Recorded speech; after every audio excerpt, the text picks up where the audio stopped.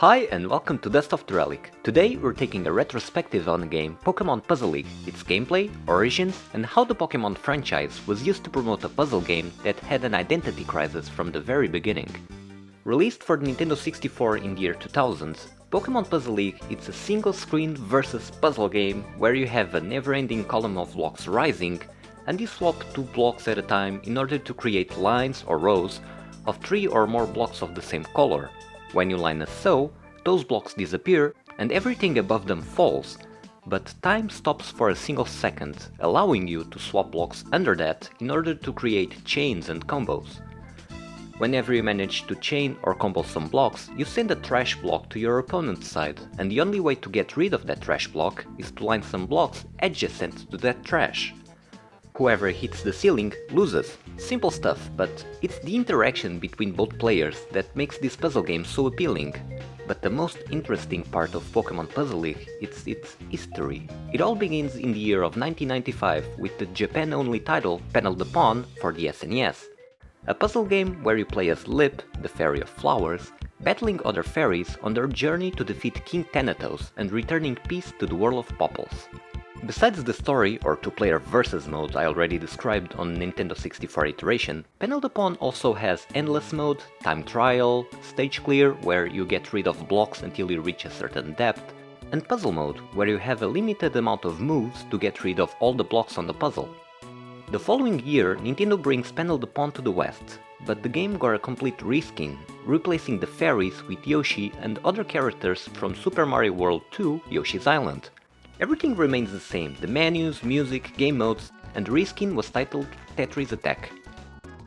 There is not a specific reason for it to be called Tetris. Nintendo just had a good relation with the Tetris company at the time, and the two decided it would be fruitful to use the brand.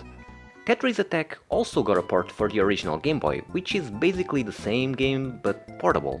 Still in the year of 1996, Pokemon Red and Green are released in Japan, and 2 years after it would reach the West, dropping the green version and giving us blue instead.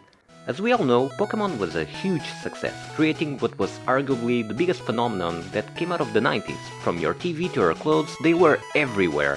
They were cute, family-friendly, and recognizable. They were a money-making machine and Nintendo knew that, so a sequel was put in development immediately. Meanwhile, Nintendo released the Nintendo 64. Capable of great 3D graphics for the time, it never saw a main series release for Pokemon, as they have been to this day only on portable devices. What the N64 saw plenty of were spin-offs: Pokemon Stadium 1 and 2, Pokemon Snap, AU Pikachu, and finally we come back to Pokemon Puzzle League. It had so much potential, it really did. It had full motion video, the original voices from the show, Jesse! James. Meowth, that's right! it had all the main characters, every game mode before it. It even added 3D mode to Versus, where you would rotate the board instead of the cursor and the board would loop around. But when you take a deeper look at it, Pokemon Puzzle League brings nothing new to the table. For example, there is this really interesting way of presenting a best out of 5 match, where you and your rival each have 3 Pokemon, and the first running out of Pokemon loses. But wouldn't it be cool if different Pokemon would do different things when you manage to pull a combo or a chain of blocks? Or electric Pokemon could have a bigger chance of spawning yellow blocks, or water Pokemon could create bigger trash blocks when paired against fire Pokemon. And of course, the lack of a game mode for 4 players. But the story doesn't end with Pokemon Puzzle League. Still in the year of 2000, the second generation of Pokemon, Gold and Silver, hit West Shores, and the Game Boy Color port of Pokemon Puzzle League would release a year after. Originally called Pokemon Attack, it was rebranded during development to Pokemon Puzzle Challenge, and it would heavily feature Pokemon and characters from the second generation of Pokemon. Sadly, it also brought nothing new to the table, and it was simply Game Boy Tetris Attack, but in color. Our story moves on to 2003, where Panel the Pawn gets the 3D treatment with a Japan-only sequel for Nintendo GameCube with Nintendo Puzzle Collection, alongside remakes of Dr. Mario and Yoshi's Cookie. The next stop is in 2005, with Dr. Mario and Puzzle League for the Game Boy Advance. Dropping both the Panel the Pawn and Pokemon franchises is just an incredibly forgettable iteration that brings nothing new with it. Something new would come in 2007 with Planet Puzzle League for Nintendo DS. This iteration introduced touch controls and online multiplayer. It would also be followed by a carbon copy for DSiWare in 2010, but since it's neither Tetris or Pokemon, no one really played it. For the next 6 years, while there were no new titles, Pokemon Puzzle League would be released for the Wii and Wii U Virtual Console, and Tetris Attack would be released for the 3DS Virtual Console.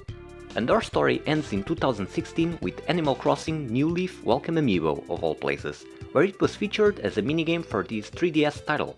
Thus far, this was the last time we saw Panel the Pawn, but no one really remembers the game since Pokemon Puzzle League. Since the very beginning, we see a game with an identity crisis, jumping from franchise to franchise because there is nothing connecting the style to the gameplay, something I feel it could have been achieved in Pokemon Puzzle League, but it wasn't.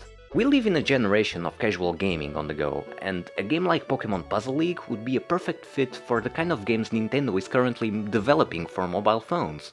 So maybe we'll get lucky and Pokemon Puzzle League will come back one day. I hope you guys enjoyed this retrospective on the Panel the Pawn franchise. If you like what you saw, leave a like, leave a comment, everything helps out the channel. Thank you very much for watching and I'll hope to see you guys next time!